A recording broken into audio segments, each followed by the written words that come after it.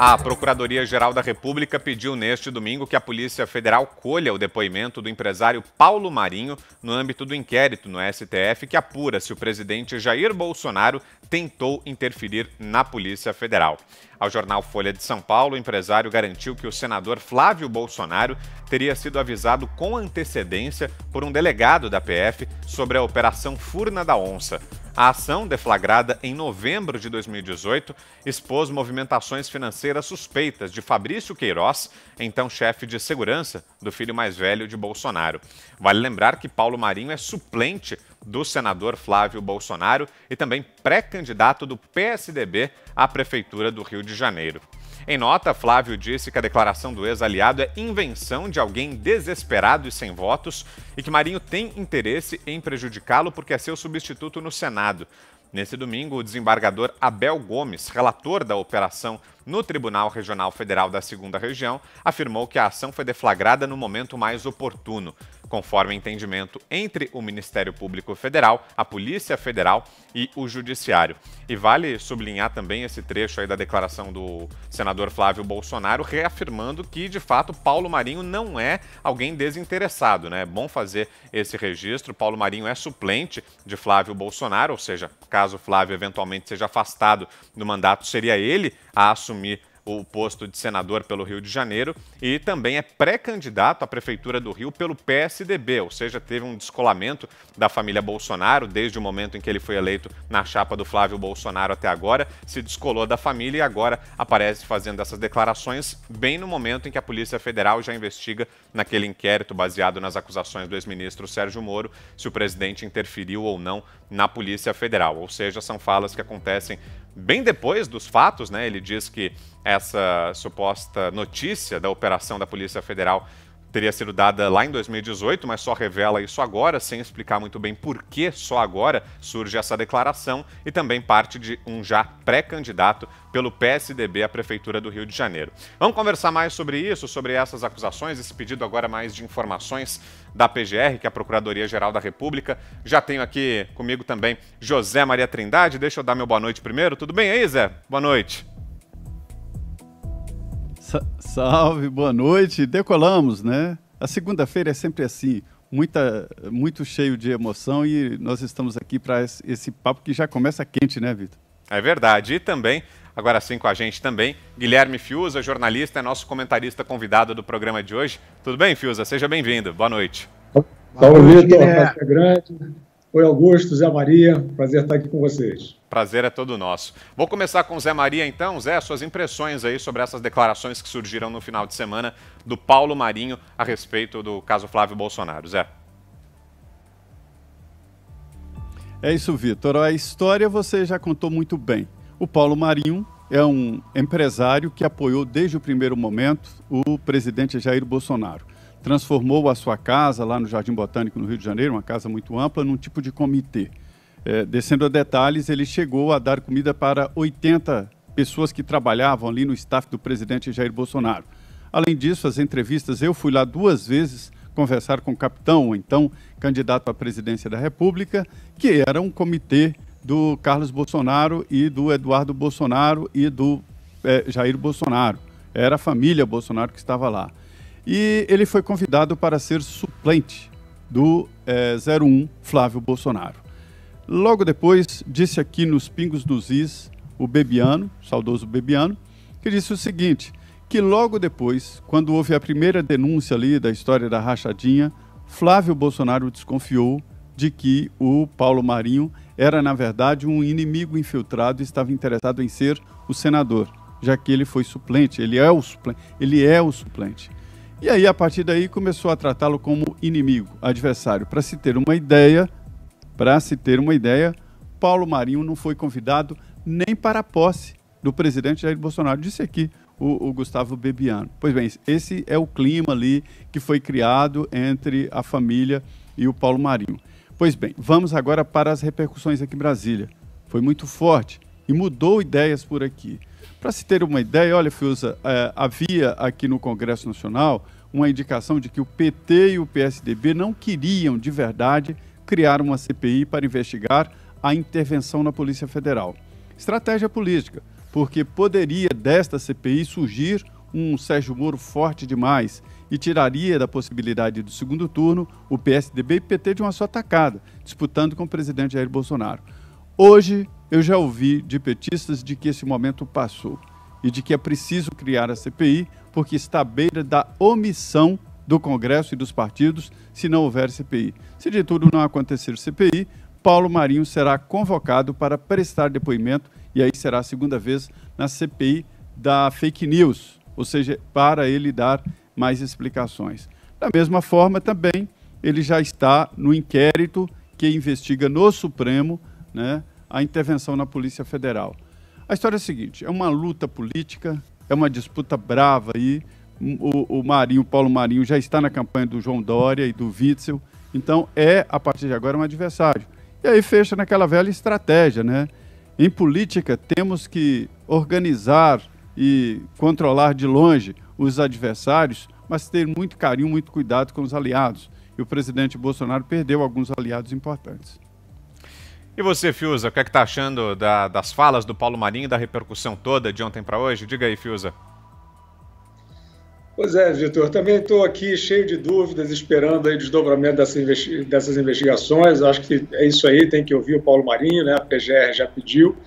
E vamos ver, a tese, Vitor, ela para mim está um pouco solta no ar, né? Quer dizer, a tese, porque víamos desde a saída do Sérgio Moro essa premissa de que o Bolsonaro estaria interferindo no trabalho da Polícia Federal. Acho que, em primeiro lugar, Vitor, se me permite, só dar uma grande angular nesse ponto, é o seguinte, ou o governo está compactuando com a corrupção ou não está, né? É importante olhar que os maiores focos de corrupção, inclusive desvendados pela Polícia Federal nos últimos anos, na brilhante Operação Lava Jato, estiveram numa área que é a área principalmente de infraestrutura e transporte, que hoje está sob cuidado do Tarcísio Gomes de Freitas, que é um ministro que não só trabalha muito, como conseguiu dar um choque ético num setor altamente problemático, né?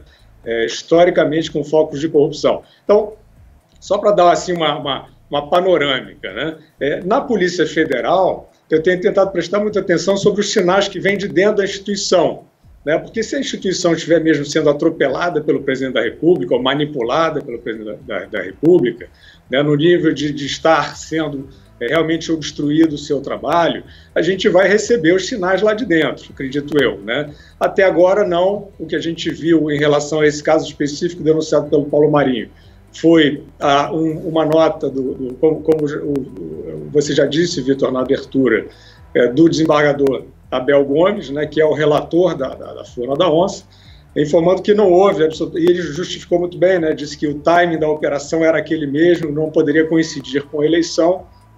E aí a gente fica, Vitor, para concluir, numa situação que é a seguinte, a premissa de que o Bolsonaro ainda não era presidente e não estava nem eleito presidente, né? Ele estaria com algum tipo de possibilidade de influência sobre a Polícia Federal naquele momento, e isso está sendo conectado com a denúncia do Sérgio Moro, só que a denúncia do Sérgio Moro é de um ano e meio depois, né? Então, o que não encaixa para mim, Vitor, é isso, quer dizer, então naquele momento havia um embrião de interferência na Polícia Federal, a partir desse caso do Flávio Bolsonaro, e a partir dali o Bolsonaro esperou 1 ano e meio, que foi porque o Moro, um mês antes de sair, né, por aí, declarou que não havia interferência do presidente na Polícia Federal. Então o Bolsonaro tinha um esquema de manipular a Polícia Federal, que o Moro entrou no governo, não sabia disso também, é uma coisa que está meio vaga para mim, né? Dentro dessa articulação, que seria uma articulação não republicana, né? O Moro não poderia ser tão inocente que não estivesse vendo isso, e o Bolsonaro tinha essa carta na manga, mas ele aplicou essa tentativa de neutralizar a PF só quase 1 ano e meio depois. Então é isso, eu quero saber as informações, eu quero que as investigações avancem, mas a tese para mim ainda está muito solta de que o Bolsonaro realmente montou um esquema de manipulação da Polícia Federal. Essa observação do Fius é muito importante, vale a gente ressaltar mais uma vez, se isso aconteceu, se esse aviso sobre a operação foi dado, foi em 2018, na época ainda gestão Michel Temer, ou seja, ainda não era o Bolsonaro o presidente na época, se de fato houve esse vazamento da operação da Polícia Federal. E você, Augusto? Quero ouvi-lo. Olha, as coisas para mim estão claras, né? Primeiro vamos estabelecer uma premissa. Faz 500 dias que não acontece nenhum caso de corrupção com a participação ou anuência do governo federal. Ponto. Isso é um fato que tem que ser registrado. Não acontecia nada parecido com isso pelo menos desde 2004, quando tivemos o começo do mensalão. E lá para cá foi uma roubalheira só, e neste governo ainda não houve uma roubalheira. A partir de 1º de janeiro de 2019 para cá, não houve nenhum escândalo, repito, com a participação ou anuência da Polícia Federal, do governo Bolsonaro, do presidente, sobretudo. Agora, esse caso é anterior à posse. O que aconteceu? É para mim, porque eu conheço Paulo Marinho é sério, como foi já registrado aqui, não foi o Paulo Marinho que se afastou do governo, ele foi afastado por desconfiança dos filhos. O Flávio Bolsonaro achou que ele tinha espalhado o negócio de rachadinha, não, aí não é verdade. Paulo Marinho desempenhou um papel muito importante na campanha, ele foi muito leal, ele pôs a casa dele à disposição, montou o estúdio, o pessoal se alimentava lá, tudo mais, e nem foi convidado, como lembrou bem o Zé, para a posse. Ele foi afastado, não foi ele que se afastou.